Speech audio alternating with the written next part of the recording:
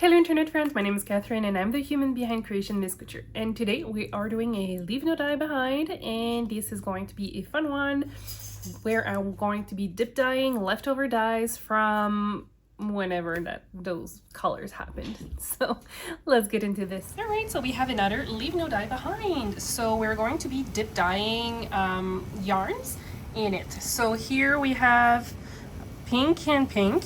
So this is leftover from when we did the purple experiment. So there's already a whole lot of acid in it. So we're not going to be adding any acid to the pot. And this is something that I don't remember.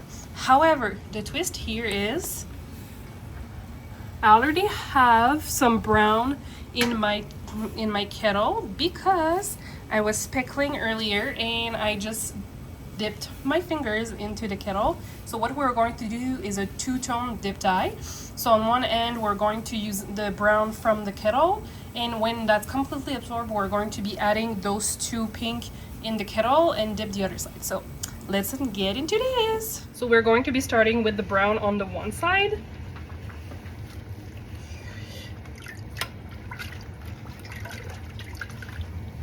So as of right now, there's no acid. So I think I lied when I said we were not going to be adding any acid, because we will need some acid in there for the brown to absorb.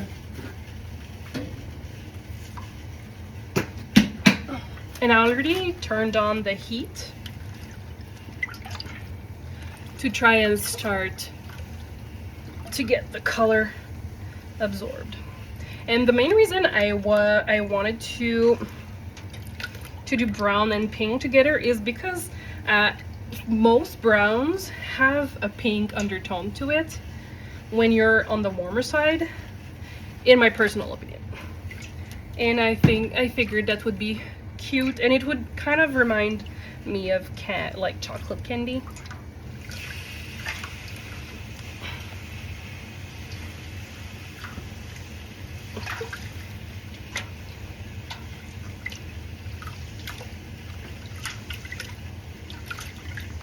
And I kind of want to create a fade effect for the colors. So this is why I do quick movement,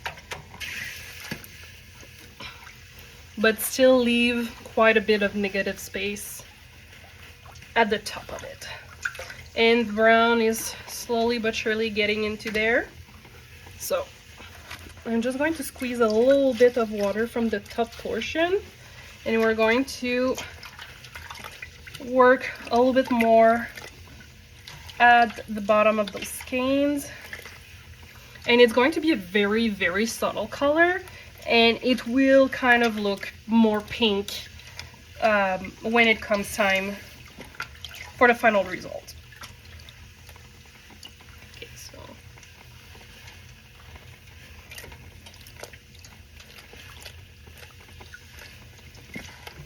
so we have almost all the pigment in the skein now. It's just a question of time. Oh, come on, little friend.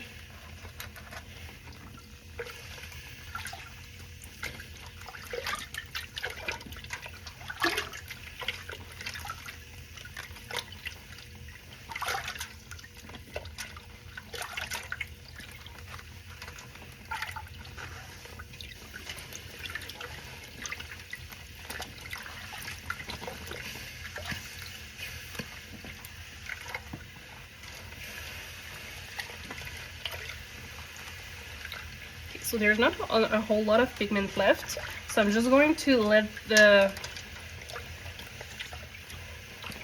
skeins rest in it, because there's not enough that will fully cover the top portion of it.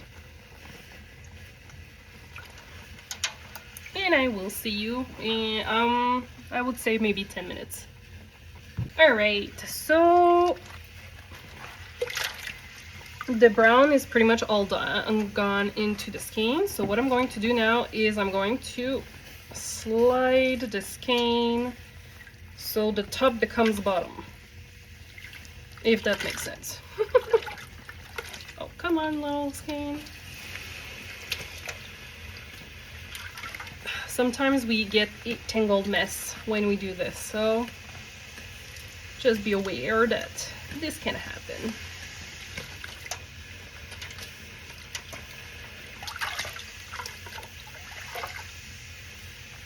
Okay.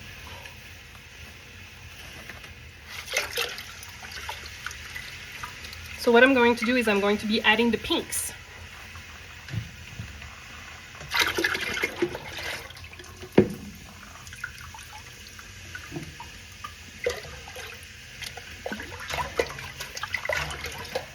I have quite a bit of that at the bottom, so I'm just going to try to get it all out.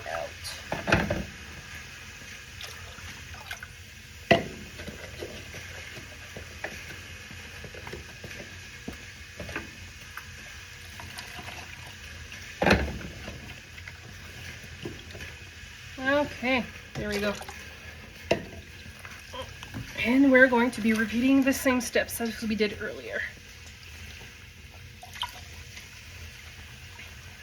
And since we have so much acid into this dye bath, we might create a glazed effect onto this yarn.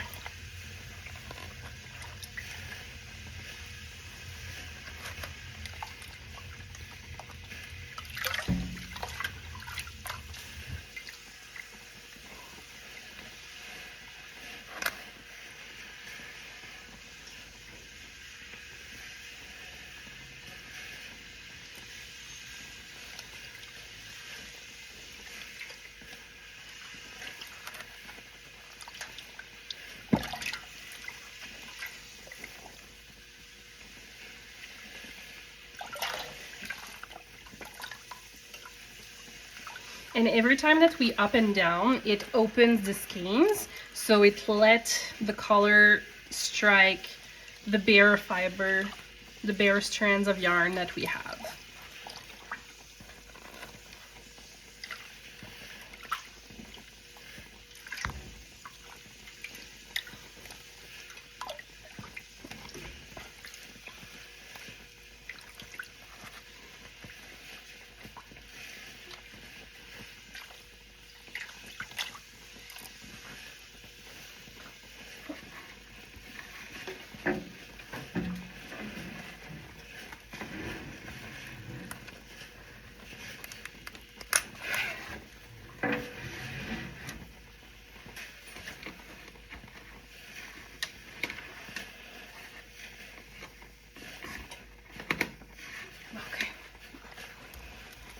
So it was starting to be a little hard on the shoulders, so I just attached my yarn so it wouldn't be as hard on my shoulders.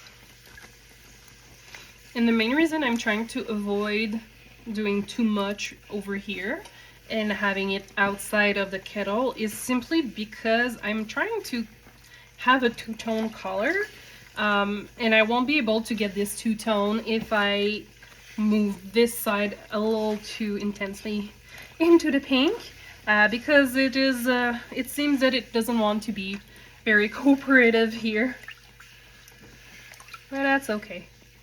Okay, I'm going to let this rest a tiny bit in here because I don't think I will have...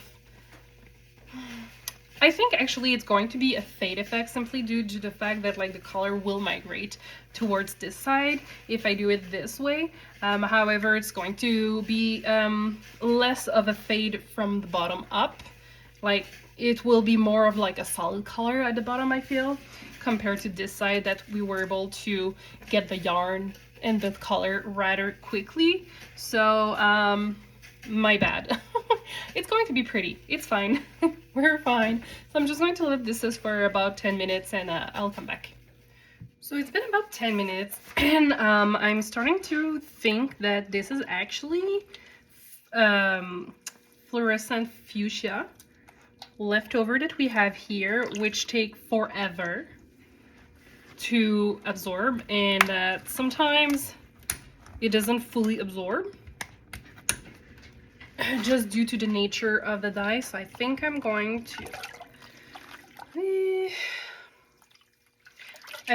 to give up on the initial idea, but we're still going to have a natural fade in the skeins, just due to the fact that the bottom portion will have gotten more of the leftover dye. But you know what else I could probably do? I think, yeah, that's what I'm going to do. Yep, that's what I'll do. Let's pivot. Because I want to have that fade, and if it means that I'm adding an extra skein of yarn in there, that's what we're going to do. So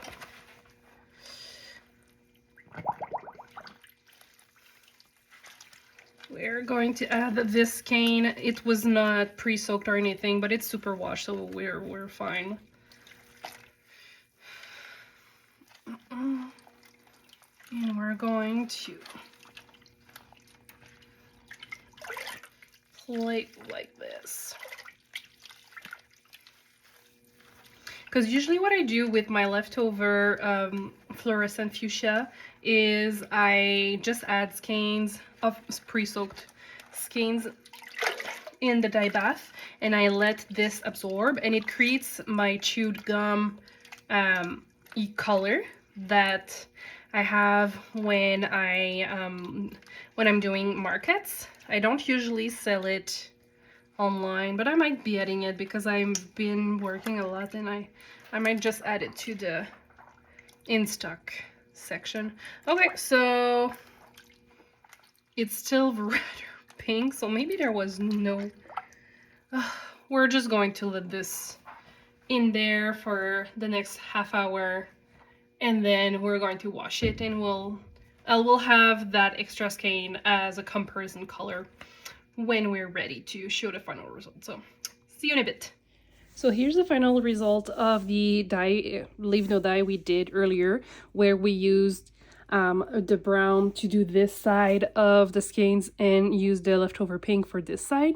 And as you can see, it is a very, very subtle shade that we have over here, and it's very soft and it's very pretty.